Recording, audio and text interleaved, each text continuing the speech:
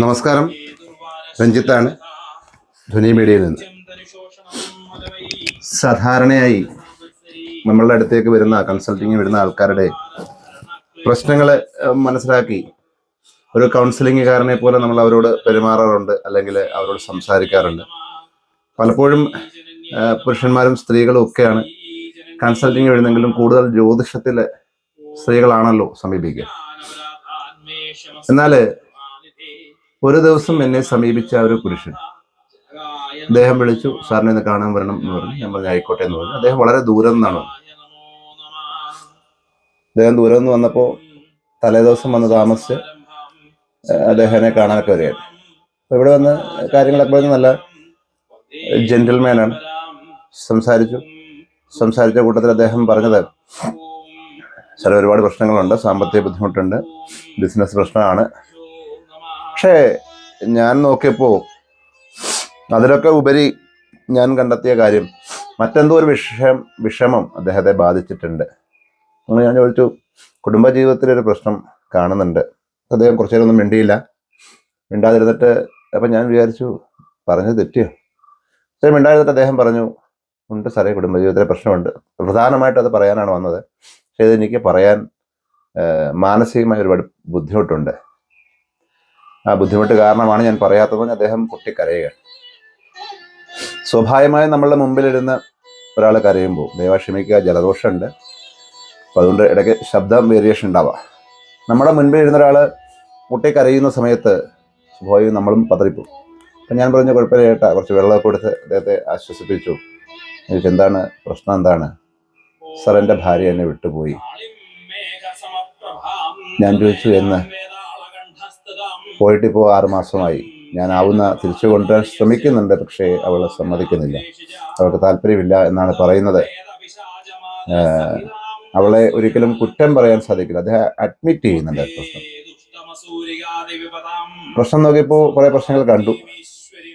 അവളെ ഒരിക്കലും കുറ്റം പറയാൻ പറ്റില്ല. എൻ്റെ ഭാഗത്ത് ഒരുപാട് തെറ്റുകൾ ഉണ്ടായിരുന്നു, പക്ഷേ ഞാനത് മനസ്സിലാക്കിയില്ല, അല്ലെങ്കിൽ മനസ്സിലാക്കിയിട്ടും മനസ്സിലാക്കിയതായി നടിച്ചില്ല എന്ന് പറയും. എൻ്റെ പ്രാരാബ്ധങ്ങൾ കൊണ്ടും പ്രശ്നങ്ങൾ കൊണ്ടും അദ്ദേഹം രാവിലെ ജോലിക്ക് പോവും. രാവിലെ റബ്ബർ ടാപ്പിംഗ് ഒക്കെ ഉണ്ട്. അത് കഴിഞ്ഞിട്ട് അദ്ദേഹം ഡ്രൈവിങ് എന്തോ ജോലിക്ക് പോവും. പോയിട്ട് അദ്ദേഹം വൈകുന്നേരങ്ങൾ കയറി വന്ന് 7 മണി 8 മണിയാകുമ്പോൾ വരും. ചില അടിച്ചിട്ടൊക്കെ ഉണ്ടാവും. ആരെയും ശ്രദ്ധിക്കില്ല. കുറേ നേരം TV ഒക്കെ കാണും, ഭക്ഷണം കഴിക്കും. ഒരു 10-11 മണിയാകുമ്പോൾ കിടന്നുറങ്ങും. വീണ്ടും രാവിലെ വെളുപ്പിന് എഴുന്നേറ്റ് ടാപ്പിങ്ങിന് പോകാൻ വേണ്ടി. അപ്പം ഞാൻ ചോദിച്ചു, അവരുടെ പ്രശ്നം എന്താണ്, നിങ്ങൾ തിരക്കിയോ? സാറേ, തിരക്കേണ്ട കാര്യമില്ല, എൻ്റെ ഭാഗത്താണ് തെറ്റ്, ഇതായിരിക്കാം എന്ന് അദ്ദേഹം പറഞ്ഞു. അപ്പം ഞാൻ അദ്ദേഹത്തോട് പറഞ്ഞു, ഇതായിരിക്കാം എന്നുള്ള ഇതാണ് കാരണം. ഒരു ഭാര്യ എന്ന് പറയുന്ന ഒരു പദവി, അല്ലെങ്കിൽ ആ ഒരു സ്ഥാനം കൊടുക്കുമ്പോൾ, ആ ഒരു സ്ത്രീക്ക്, അല്ലെങ്കിൽ ഒരു ഭർത്താവ് എന്ന സ്ഥാനം കൊടുക്കുക, ആ പുരുഷന്, പങ്കാളിക്ക് നമ്മൾ കൊടുക്കേണ്ട ഒരു സമയം, സ്ഥാനം, അവർ കൊടുക്കുന്നൊരു സ്പേസ് ഉണ്ട്. ആ സ്പേസ് നഷ്ടപ്പെട്ടാൽ അവർ സ്വാഭാവികമായി മറ്റു പലതിലേക്കും പോകും.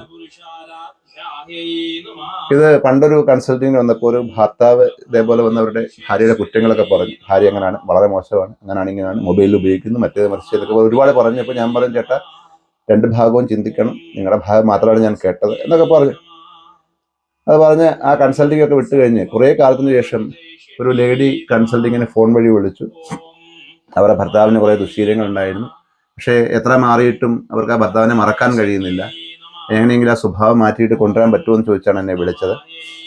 അപ്പം ഞാൻ സ്വാഭാവികമായി അങ്ങനെ വിളിക്കുന്ന, നേരിട്ട് വരാത്തവരോട് പറയും, നിങ്ങളുടെ ഫോട്ടോ അയക്കുമെന്ന് പറഞ്ഞപ്പം അൺഫോർച്ചുനേറ്റ്ലി 2 ഫോട്ടോയും കണ്ടപ്പോൾ ഈ നേരത്തെ എന്നോട് ഫോൺ വഴി സമീപിച്ച ഭർത്താവിൻ്റെ ഫോട്ടോ ആണ്.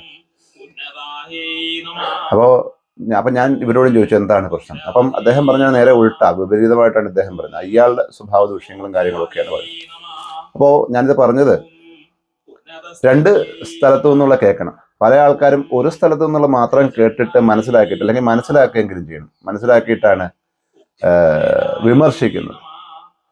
പലപ്പോഴും ഈ സ്ത്രീകളെ ഭർത്തൃവശ്യത്തിനൊക്കെ വരുന്ന സമയത്ത് അവരുടെ എല്ലാ കുറ്റങ്ങളും മനസ്സിലാക്കി 1, 2, 3, 4, 5 തവണ അവരെ നന്നാക്കാൻ വേണ്ടി പുറപ്പെട്ടു പോകുന്ന സ്ത്രീകളെ കണ്ടിട്ടുണ്ട്. ഒരു ആള് ഭർത്താവിനെ റെഡിയാക്കാൻ വേണ്ടി ആദ്യം ക്ഷേത്രങ്ങളിൽ വഴിപാട് കൊടുത്തു, അല്ലാതെ നോക്കി, ഒട്ടുവക്കി മാന്ത്രികന്മാരെയൊക്കെ കണ്ട് പല രീതിയിൽ ശ്രമിച്ച് 5ഉം 6ഉം 7ഉം 8ഉം 9ഉം 10ഉം തവണയൊക്കെ ചെയ്യുന്നത് കണ്ടിട്ടുണ്ട് റെഡിയാക്കാൻ. അപ്പൊ അവർക്ക് അവരോടുള്ള ആ ഒരു അത് നഷ്ടപ്പെടാതിരിക്കാൻ ശ്രമിക്കുന്നതാണ് നമ്മൾ കാണേണ്ടത്. അപ്പൊ ഈ ഓട്ടോ ഡ്രൈവർ എന്നോട് പറഞ്ഞത്, സാറേ എനിക്കിത് മനസ്സിലായില്ല, ഞാനല്ലെങ്കിൽ മദ്യത്തിന്റെ ലഹരിയിൽ അല്ലെ ആ ജോലിയുടെ തിരക്കിൽ എൻ്റെ പ്രാരാബ്ധങ്ങൾ ഞാൻ അലിഞ്ഞു ചേർന്നുകൊണ്ട് ഇവർക്ക് ഇങ്ങനെ പ്രശ്നമുണ്ടെന്ന് ഞാൻ മനസ്സിലാക്കിയില്ല സാറേ, അറിഞ്ഞിരുന്നെങ്കിൽ ഞാൻ മാറിയേനെ. അപ്പൊ ഞാൻ അതിനൊരു 10 പൊതുവെ ഈ കൺസൾട്ടിങ്ങിലൂടെ കിട്ടിയ ഒരു 10 ലക്ഷണങ്ങൾ പറയാം. അതൊക്കെ നിങ്ങളുടെ വീട്ടിൽ സംഭവിക്കുന്നുണ്ടെങ്കിൽ ശ്രദ്ധിക്കുക. ശ്രദ്ധയാണ്, കരുതലുണ്ടെങ്കിൽ, ജാഗ്രതയുണ്ടെങ്കിൽ ചിലപ്പോൾ കുടുംബജീവിതം നഷ്ടപ്പെടാതിരിക്കാം. കുറച്ചു സമയം നിങ്ങൾ അവർക്ക് വേണ്ടി ചിലവാക്കുക. പങ്കാളിക്ക്, പാർട്ട്ണറിന് വേണ്ടി, അമ്മയ്ക്കും അച്ഛനും മക്കൾക്കും ജോലിക്കും ഒക്കെ കുറച്ചു സമയം. അപ്പൊ അന്ന് ലേഡി പറഞ്ഞത്, എന്നോടൊന്ന് കുറച്ചു സമയം സംസാരിച്ചിരുന്നെങ്കിൽ, കുറച്ചു സമയം എന്നോട് അടുത്തിരുന്ന് എൻ്റെ കയ്യിൽ പിടിച്ച് ഞാനുണ്ട് കൂടെ, കുഴപ്പമില്ല ഞാനുണ്ട് നിങ്ങൾക്ക് കൂടെ എന്ന് പറഞ്ഞിരുന്നെങ്കിൽ പോലും ഞാൻ പോവില്ലായിരുന്നു സാറേ. അങ്ങനെ പോലും പറഞ്ഞിട്ട് ഞാൻ പലപ്പോഴും ആഗ്രഹിച്ചിട്ടുണ്ട്. അവർ പറഞ്ഞു, സെക്സ് ഒന്നുമല്ല ഒരിക്കലും ജീവിതത്തിന്റെ ഭാഗം. പല ആൾക്കാരും പറയുന്നത് അതിനെ വലിയ ഹൈലൈറ്റ് ചെയ്ത് കാണിക്കുന്നുണ്ട്. അപ്പോൾ അങ്ങനെ പല ആൾക്കാരും പല ദാമ്പത്യ ജീവിതങ്ങളിൽ വിള്ളലുകൾ ഉണ്ടാകുന്നതിന് കാരണമായിട്ടുണ്ട്. അപ്പൊ അതിന് വരാവുന്ന ചില ലക്ഷണങ്ങൾ, പതിവായി ഉണ്ടാകാവുന്ന വഴക്കുകൾ, വീട്ടിലെപ്പോഴും വഴക്കുകൾ, പാർട്ട്ണർ എവിടെയെങ്കിലും, ഭാര്യ ഭർത്താവ് ആരെങ്കിലും സ്ഥിരമായി വഴക്കുണ്ടാക്കുന്നെങ്കിൽ അവർ നിങ്ങളിൽ നിന്ന് അകലാനുള്ളൊരു സൂചനയാണ്. ആശയവിനിമയങ്ങളിൽ വളരെ കുറവായിരിക്കും നിങ്ങളോട് സംസാരിക്കുന്നത്, അല്ലെങ്കിൽ നിങ്ങളോട് സംസാരിക്കാൻ വലിയ താല്പര്യം ഉണ്ടാകത്തില്ല, സംസാരിക്കുന്നത് കുറയ്ക്കും.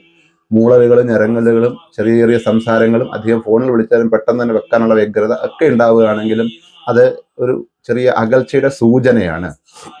പിന്നെ സ്വാഭാവികമായും ശാരീരിക അടുപ്പത്തിന് സമ്മതിക്കാത്ത, അല്ലെങ്കിൽ താല്പര്യമില്ലാത്ത രീതിയിലേക്ക് എനിക്ക് താല്പര്യമില്ല, ഇഷ്ടമല്ല എന്നൊക്കെ പറയുന്നതും ഈ പറഞ്ഞ ബന്ധം അകലാനുള്ള ഒരു സൂചനയാണ്.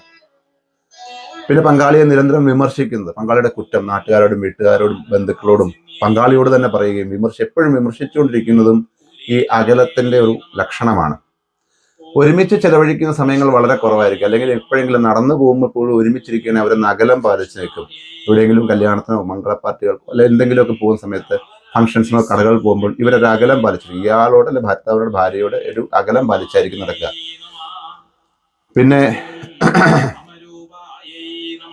പിന്നെ വരുന്നത് പങ്കാളിയിലുള്ള വിശ്വാസ്യത അവർക്ക് നഷ്ടപ്പെടുക. ഒരു കാര്യത്തിന് വിശ്വാസമില്ല, പറയുന്നതും കേൾക്കുന്നതും എല്ലാം കള്ളമാണെന്ന് പറയുക, പങ്കാളി തെറ്റാണ് ചെയ്യുന്നതെന്ന് പറയുക, എപ്പോഴും ഇങ്ങനെ വിമർശിച്ചുകൊണ്ടിരിക്കുക.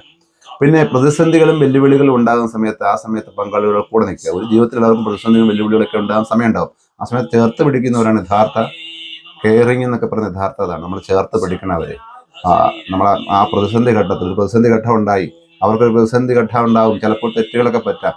തെറ്റുകൾ പറ്റാതെ സ്വാഭാവികമായിട്ട് പറ്റാത്ത ആൾക്കാരില്ല. തെറ്റുകൾ സംഭവിച്ചാൽ നിങ്ങൾ ആ തെറ്റുകൾ മനസ്സിലാക്കി പുറത്തു കൊടുത്ത് അവരെ ഒന്ന് ചേർത്ത് പിടിച്ച ആ പ്രതിസന്ധി ഘട്ടത്തിൽ അവരോട് ചേർന്ന് നിന്നിരുന്നെങ്കിൽ ചിലപ്പോൾ നിങ്ങളുടെ പങ്കാളിയെ നിങ്ങൾക്ക് നഷ്ടപ്പെടാതിരുന്നേനെ.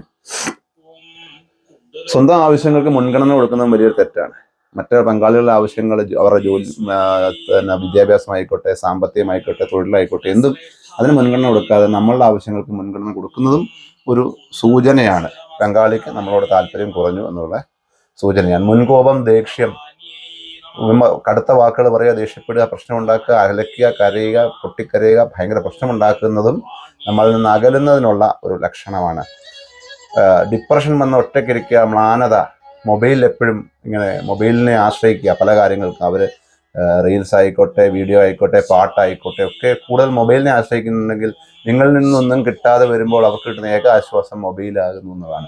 പലപ്പോഴും ബന്ധങ്ങൾ അറ്റുപോകുന്നത്, അല്ലെങ്കിൽ ബന്ധങ്ങൾ വിള്ളലുകൾ ഉണ്ടാക്കുന്ന ആ ഒരു സമയത്താണ്. മൊബൈലിലേക്ക് ആശ്രയം വരുന്ന സമയത്ത് ആരെങ്കിലും കോണ്ടാക്റ്റിലേക്കൊക്കെ വരുന്നവർ നിങ്ങളെക്കാട്ടും കൂടുതൽ അവരെ കെയർ ചെയ്യുകയും നിങ്ങളെക്കാട്ടും കൂടുതൽ അവരെ സ്നേഹിക്കുകയും മനസ്സിലാക്കുകയും നിങ്ങളുടെ കാര്യങ്ങൾ ശ്രദ്ധിക്കുകയും ചെയ്യുന്നത് ഏറ്റവും വലിയ. പലപ്പോഴും പല ആൾക്കാരും ഫോൺ പോലും വിളിക്കാറില്ല. ഇറങ്ങിയോ, ഒരു മെസ്സേജൊക്കെ അയച്ചിടണം, ഞാൻ ഇറങ്ങുകയാണ്, ഇപ്പോൾ ദൂരെ ഇരിക്കുന്ന ഭാര്യ മൊത്തം ഞാൻ ഇറങ്ങുകയാണ് കേട്ടോ, ജോലിക്ക് പോവാണ്, ഞാൻ ജോലി സ്ഥലത്തെത്തി.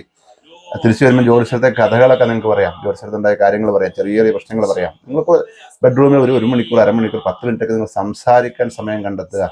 സംസാരം കുറയുമ്പോഴാണ് പ്രശ്നങ്ങൾ ഉണ്ടാവുന്നത്. അങ്ങോട്ടും ഇങ്ങോട്ടും കൈമാറുക, ഇറങ്ങുന്നുണ്ടെന്ന് വിളിക്കുക, ഇടയ്ക്കൊന്ന് വിളിച്ചു ചോദിക്കുക, എന്തെടുക്കുന്നു, സുഖമായിരിക്കും, ചുമ്മാ ഒരു ചെറിയ കോളല്ലേ. നിങ്ങളല്ലാത്തവർക്ക് ഒരുപാട് മുൻഗണനകൾ കൊടുക്കാറില്ലേ? മറ്റുള്ളവരുടെ കോൾ എടുക്കുമ്പോൾ നിങ്ങളാ കാണിക്കുന്ന പരിഗണനയും മുൻഗണനയും കെയറിങ്ങും അവർ ശ്രദ്ധിക്കും. പലപ്പോഴും നിങ്ങൾ പങ്കാളിയുടെ മുന്നിൽ വെച്ച് ഒരു ഫോൺ എടുക്കുമ്പോൾ അങ്ങേപ്പുറത്ത് നിൽക്കുന്ന ആളിനെ വളരെ കെയറിങ്ങോടെ, വളരെ സന്തോഷത്തോടെ, വളരെ സ്നേഹത്തോടെ സംസാരിക്കുമ്പോൾ ആ ഭാര്യ അല്ലെങ്കിൽ ഭർത്താവ് വിചാരിക്കും, എന്നോട് ഇതൊന്നും കാണിക്കുന്നില്ലല്ലോ, നാട്ടുകാരോടും വീട്ടുകാരോടും ബന്ധുക്കാരോടും ഒക്കെ ഇത് കാണിക്കുന്നില്ലല്ലോ എന്ന് ചിന്ത വരും. ഇതൊക്കെ പ്രശ്നങ്ങളുണ്ടാകാനും. അപ്പം നിങ്ങൾ ദാമ്പത്യ ജീവിതത്തിൽ പ്രശ്നങ്ങൾ ഉണ്ടാകാതിരിക്കാൻ 100% പ്രശ്നങ്ങൾ ഉണ്ടാവുന്നതിന് അങ്ങോട്ടും ഇങ്ങോട്ടും എല്ലാവരും ഭാഗഭാക്കാണെങ്കിലും ശ്രദ്ധിച്ചാൽ, ജാഗ്രതയുണ്ടെങ്കിൽ, ശ്രദ്ധയുണ്ടെങ്കിൽ, നിങ്ങൾ അവർക്ക് വേണ്ടി കുറച്ച് സമയം ചിലവാക്കി അവരെ ഒന്ന് പരിഗണിക്കുകയാണെങ്കിൽ, ചേർത്ത് നിർത്തുകയാണെങ്കിൽ, ഒന്ന് അടുത്ത് പിടിക്കുകയാണെങ്കിൽ, കയ്യിൽ ഒന്ന് ചേർത്ത് പിടിച്ച് ഞാനുണ്ട് കൂടെ എന്ന് പറയുകയാണെങ്കിൽ ഒട്ടുമിക്ക ദാമ്പത്യ ബന്ധങ്ങളും ശിഥിലമാകാതെ പൂർണ്ണമായിട്ടും ഒന്നുമില്ല അവർ ചേർന്നെങ്കിലും നിൽക്കാൻ ശ്രമിക്കുകയെങ്കിലും ചെയ്യും. കൂടുതൽ അഭിനയമാണ്, ഒട്ടുമിക്ക ആൾക്കാരെ അഭിനയിച്ച് നിൽക്കുന്നതാണെന്നൊക്കെ പറയാം, എങ്കിലും നമുക്ക് കുറേയധികം പ്രശ്നങ്ങൾ സോൾവ് ചെയ്യാം, കുറേയധികം പ്രശ്നങ്ങൾ മാറ്റാൻ സാധിക്കും. പ്രശ്നങ്ങൾ ഉണ്ടാവാതിരിക്കട്ടെ. പ്രശ്നങ്ങളുണ്ടായാൽ ഒരിക്കലും നിങ്ങൾ അവരെ വിമർശിക്കുമ്പോൾ സ്വയം വിമർശിച്ച് നോക്കുക. ഒരുപാട് ആൾക്കാർ കുടുംബ കോടതി പ്രശ്നങ്ങളെ കേസുകളൊക്കെ വരുമ്പോൾ ഘോരഘോരം പങ്കാളിയുടെ കുറ്റങ്ങൾ പറയുന്നത് കേൾക്കാം. നിങ്ങൾ സ്വയം ചിന്തിച്ചു നോക്കുക, നമ്മൾ എന്ത് ചെയ്തു, നമ്മളാണ് കുറ്റം. നിങ്ങൾ കുടുംബ കോടതിയിൽ കയറിയിട്ടുണ്ടെങ്കിൽ, നിങ്ങളെ കുടുംബ കോടതിയിൽ കയറ്റിയിട്ടുണ്ടെങ്കിൽ നമ്മളൊന്ന് വിമർശിച്ച് നോക്കണം, സ്വയം ശ്രദ്ധിച്ചു നോക്കണം. നിങ്ങളിലായിരിക്കും പ്രശ്നം. മറ്റൊരു അവസാനം എല്ലാം നോക്കി ഒരിക്കലും നന്നാവില്ല, ഒരിക്കലും ശരിയാവില്ല എന്നറിയുമ്പോഴാണ് കേസുകളും കാര്യങ്ങളുമായിട്ട് ഒട്ടൊരു 80% ആൾക്കാരും പോകുന്നത്.